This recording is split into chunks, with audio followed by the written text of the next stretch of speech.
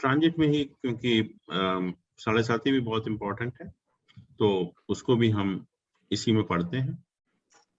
और जैसा हम लोग सभी जानते हैं कि साढ़े साती का पहले जो 7.5 साल का जो क्वेश्चन आया, वो इसलिए आया कि सैटर्न जो है एक राशि में कितने दिन रहता है? 19 साल। सैटर्न एक राशि में कितने समय तक रहता है? सर 19 साल एक राशि में, एक राशि में ओ 2.5 साल। 2.5 साल रहता है। सैटर्न जो है एक राशि में 2.5 साल रहता है, और जोडियक को पूरा चक्कर लगाने में उसको 30 साल का समय लगता है। तो जब हम 7.5 साल की बात कर रहे हैं, तो this is basically concern with the transit of Saturn in 3 science. 3 राशियों में शनि का ट्रांजिट की हम बात कर रहे हैं, तो इसलिए जो टोटल पीरियड आया वो 7.5 साल का है। और दूसरा, जो हम साढ़े साती की बात करते हैं, तो किन प्लैनेट से इनका संबंध है वो भी हम जानते हैं कि इनका जो है मून और सैटर्न से संबंध है। इन 2 प्लैनेट मून है और सैटर्न है, उनसे इस साढ़े साती का संबंध होता है। तो अगर हम इन दोनों प्लैनेट का पहले नेचर देखें कि शनि क्या है और मून क्या है, तो शनि हमने कहा कि एक स्टेबलाइजिंग प्लैनेट है और आपको मेहनती बनाता है, और एक नेगेटिव या पेसिमिस्टिक टाइप का बनाता है, और जब एफ्लिक्टेड होता है तो डिले, डिस्प्यूट, डिसअपॉइंटमेंट, ये सब चीजें देता है जितनी भी आपकी लाइफ में प्रॉब्लम्स होती हैं। और अगर बेनिफिक होता है तो it becomes a very good planet because it gives you lot of status, आपको कैपेबिलिटी देता है, endurance, economy, stability, self control, accuracy, precaution in all matters, truthfulness, charity, meditation, concentration, ये सब चीजें आपको देता है। और मून क्या है? Mind. Moon is basically mind actually. तो आपकी इमोशंस हैं, फीलिंग है, सेंसेशन है, उनको रिप्रेजेंट करता है। और ये जो मून वैसे भी जेंटलनेस है, माइंड है, मदर है, मेंटल पीस है, फैमिली लाइफ है, इन्फेंसी, सबको रिप्रेजेंट करता है। और हम बार बार कहते हैं कि जो शनि है it's a very hard task master, तो it puts lot of pressure. और शनि का बहुत इंपॉर्टेंट रोल है कि बहुत लोग पूछते हैं कि डिसीजन नहीं ले पाते। जैसे हम मैरिज की जब हम बात करते हैं, लड़के लड़कियां देखते रहते हैं, लेकिन फाइनल कोई डिसीजन नहीं ले पाते, बहुत टाइम लगता है। और जैसे ही शनि का प्रेशर आता है माइंड के ऊपर, यू मेक ए डिसीजन उस टाइम जो है। तो Shani forces you to make a decision because it puts an element of pressure. तो वही चीज यहाँ पर है कि मून हमारा माइंड है, और सैटर्न जो है basically it puts an element of pressure. और जब माइंड के ऊपर प्रेशर आएगा, तो कहते हैं कि जब नेटल मून से जो हॉरोस्कोप में जहां पर आपका मून का प्लेसमेंट है, उससे जब गोचर में शनि एक राशि पहले एंटर करता है, उसमें गोचर में जब शनि जो है एक साइन पहले एंटर करता है, तो हम कहते हैं साढ़े साती की शुरुआत हो जाती है। साढ़े साती की शुरुआत हो जाती है, और उस राशि में 2.5 साल रहता है। फिर सेकंड टाइम जो सैटर्न ट्रांजिट करेगा एग्जैक्टली मून के ऊपर करेगा, तो हम कहते हैं कि ये साढ़े साती का दूसरा फेज है। और थर्ड टाइम जो है वो शनि जो है मून से सेकंड पोजीशन में जाएगा, तो हम कहेंगे कि साढ़े साती का लास्ट फेज है या थर्ड फेज है। जैसे अगर हम कोई भी हॉरोस्कोप देखें, यहाँ पर मून का प्लेसमेंट ये है, एक्वेरियस साइन में है यहाँ पर, ठीक है। और हमने देखा कि शनि जो है 20 जनवरी 2020 को 20 जनवरी 2020 वो कैप्रिकॉर्न साइन में एंटर किया, यहाँ पर एक हाउस पहले। तो जैसे ही शनि यहाँ पर ट्रांजिट किया, यहाँ पर एंटर किया कैप्रिकॉर्न साइन में, तो हम कहेंगे साढ़े साती की शुरुआत हो गई, साढ़े साती की शुरुआत हो गई। तो 2.5 साल शनि यहाँ पर रहा, फिर 2.5 साल के बाद मून के एग्जैक्टली ऊपर आ गया शनि, 2.5 साल यहाँ पर रहा और 2.5 साल यहाँ पर रहा। तो जब भी शनि नेटल मून के आसपास होता है ट्रांजिट में, जब भी Shani in transit is on और अराउंड द मून एक्चुअली, और उसमें ऑन और अराउंड का मतलब है कि एक घर पहले, उसके ऊपर, या फिर एक घर बाद में। तो इन 3 हाउसेस में जो शनि का गोचर होता है उसको हम कहते हैं साढ़े साती। तो इस व्यक्ति की आप देख रहे हैं कि एक घर पहले एंट्री हुई जनवरी 20 में, तो हम कहेंगे जनवरी 20 में साढ़े साती की शुरुआत हो गई।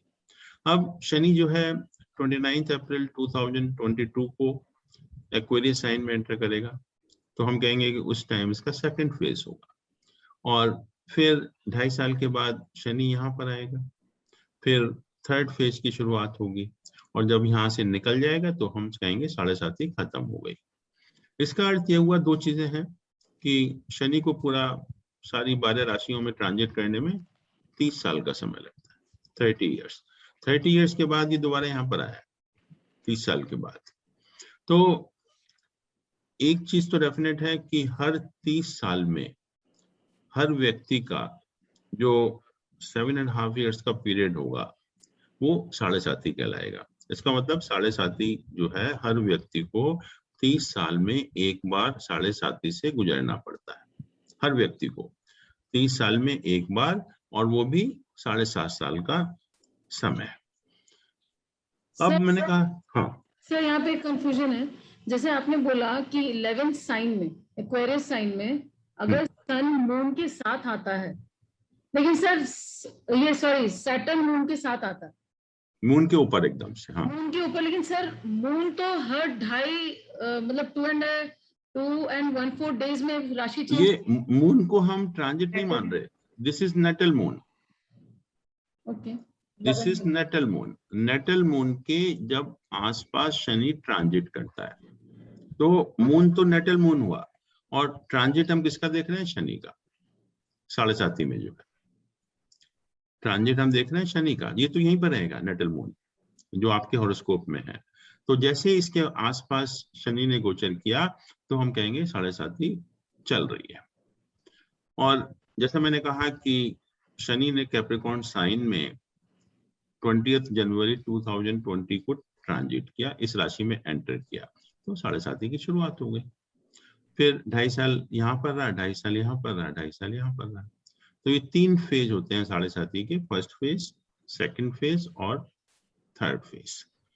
अब एक चीज तो डेफिनेट है कि once we understand the nature of the planet, moon is the mind and Saturn puts an element of pressure, कि जब भी शनि गोचर में चंद्रमा के आसपास आएगा, you come under lot of mental pressure, you are under lot of mental tension।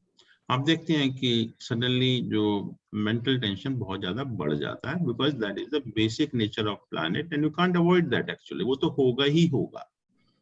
और जब शनि जैसे यहाँ पर एंटर करता है, आपका नॉर्मल सब काम चल रहा है, बहुत अच्छा काम चल रहा है, और सडनली जब देखते हैं कि आप कहीं से आपका मेंटल प्रेशर बढ़ गया तो आप परेशान हो जाते हैं बहुत ज्यादा, कि अच्छा खासा चल रहा था, सब कुछ नॉर्मल चल रहा था, और सडनली पता नहीं क्या हुआ कि एकदम से इतना टेंशन हो गया।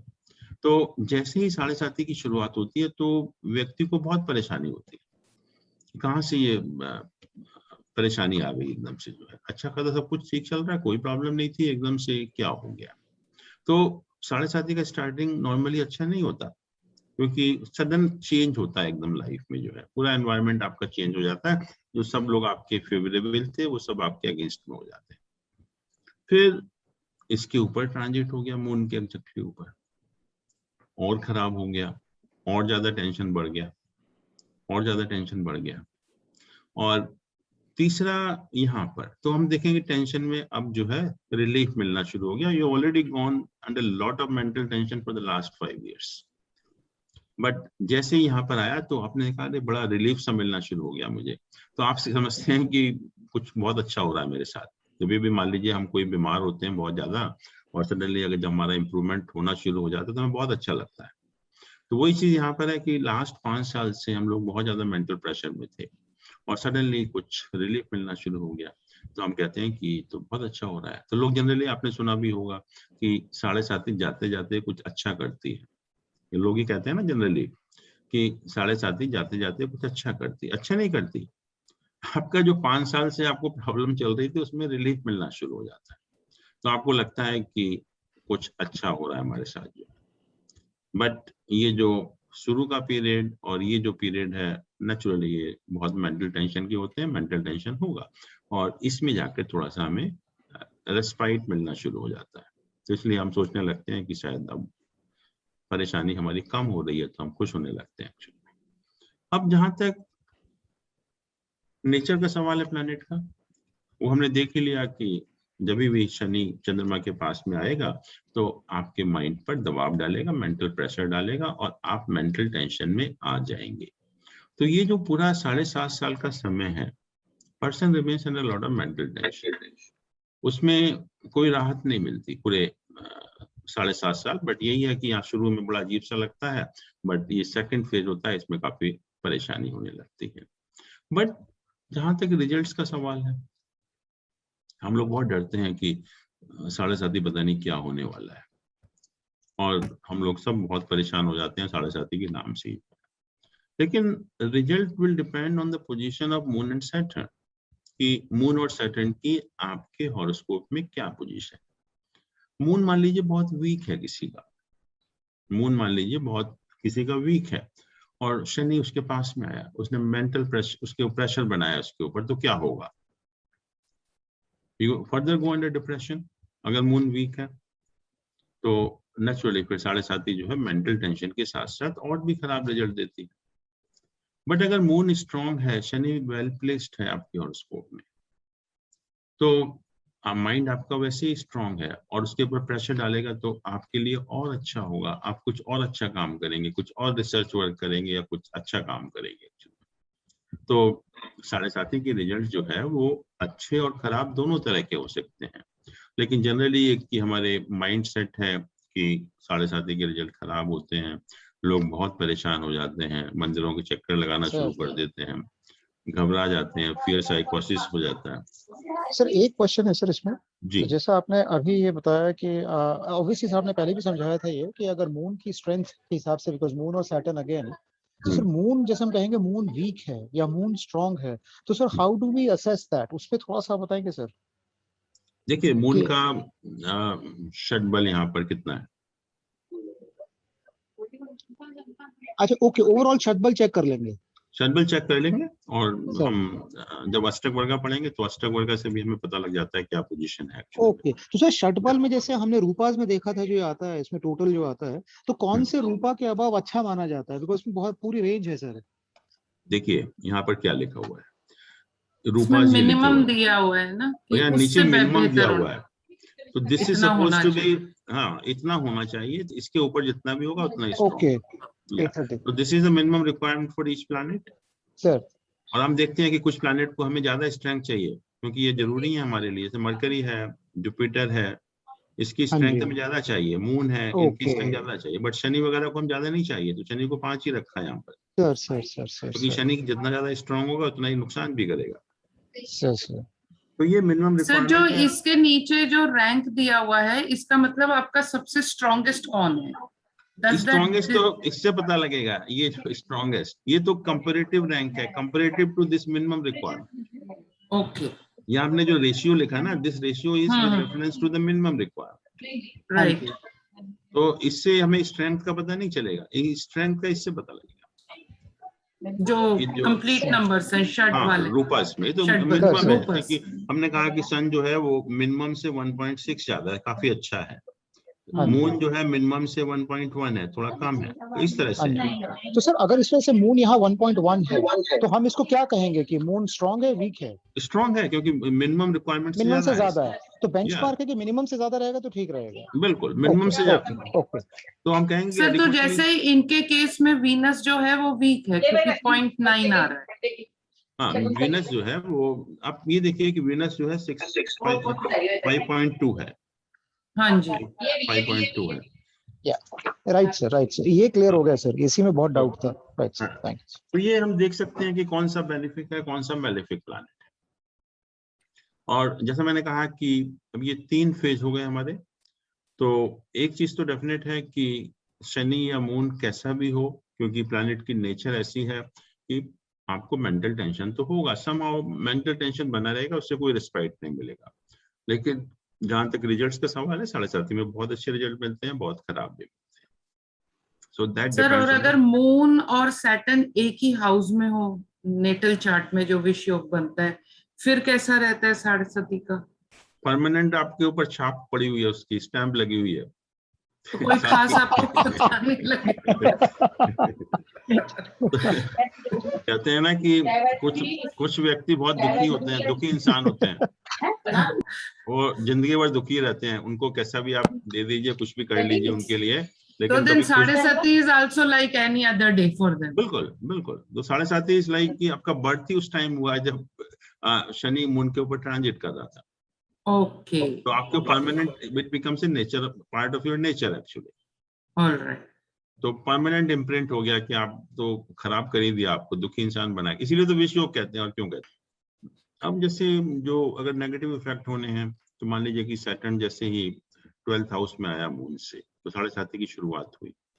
और जैसे ही सैटर्न आएगा तो नेचुरली 12th हाउस में तो है ही है, इसके ऊपर एस्पेक्ट जो होगा सेकंड हाउस के ऊपर होगा, 6th हाउस के ऊपर होगा, 9th हाउस के ऊपर होगा फ्रॉम द मून एक्चुअली।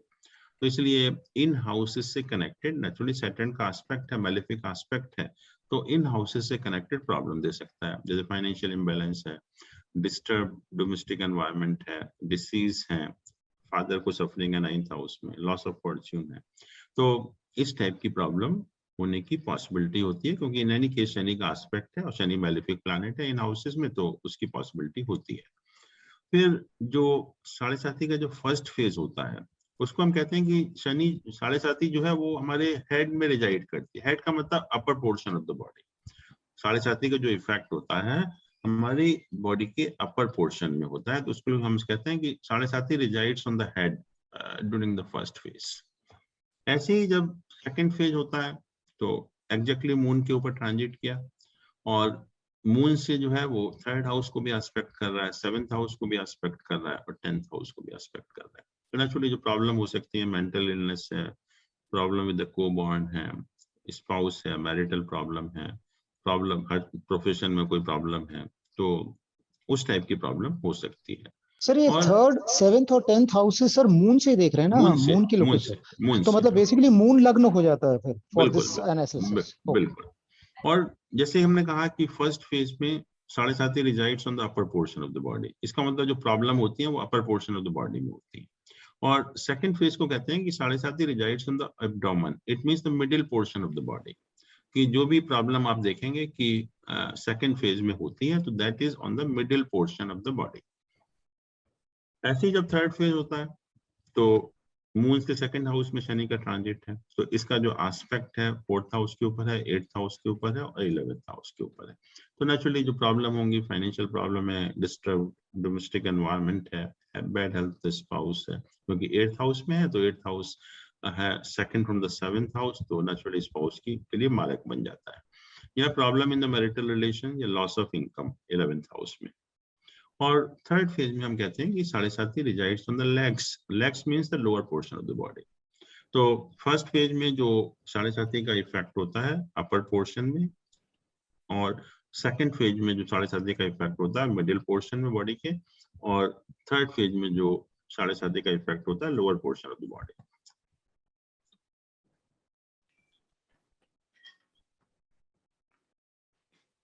तो ये हमने जो कहा कि अपर पोर्शन, मिडिल पोर्शन और lower portion of the body, कहते हैं कि उसके मंथ भी हैं कि कितने कितने महीने तक कहाँ कहाँ उसका इफेक्ट होता है। तो कहते हैं फर्स्ट फेज में क्योंकि upper portion of the body है, तो पहले 7 महीने हमारे फोरहेड पर इफेक्ट होता है, सिर में दर्द होना शुरू हो जाता है सबसे पहले कि क्या हो गया, कहाँ से मुसीबत आ गई है। और अगले 9 महीने हमारे आईज के ऊपर उसका इफेक्ट होता है, अगले 8 महीने हमारे माउथ के ऊपर इफेक्ट होता है, और अगले 6 महीने हमारे थ्रोट के ऊपर इफेक्ट होता है। ये 2.5 साल का समय है, तो पहले 7 महीने फोरहेड पर, 9 महीने आइस के ऊपर, 8 महीने माउथ के ऊपर और 6 महीने हमारे थ्रोट के ऊपर। ऐसी सेकंड फेज है middle portion of the body. तो पहले 10 महीने हमारे हार्ट के ऊपर, 11 महीने स्टोमक, 5 महीने नाभि के ऊपर नेवल, और 4 महीने हमारे जेनिटल ऑर्गन्स के ऊपर इसका इफेक्ट होता है। और थर्ड फेज में क्योंकि ये lower portion of the body को रिप्रेजेंट करता है, तो 13 महीने जो है वो नीस के ऊपर, 12 महीने थाइस के ऊपर और 5 महीने लेग के ऊपर इसका इफेक्ट होता है। तो इस तरह से हमारे बॉडी के पार्ट्स अफेक्टेड होते हैं with this different phases of साढ़े साती। This is a part of live class held. You can join this course online with all live classes. Videos of each class will also be sent to you. Contact Mrs. Abha Bansal 9350508001.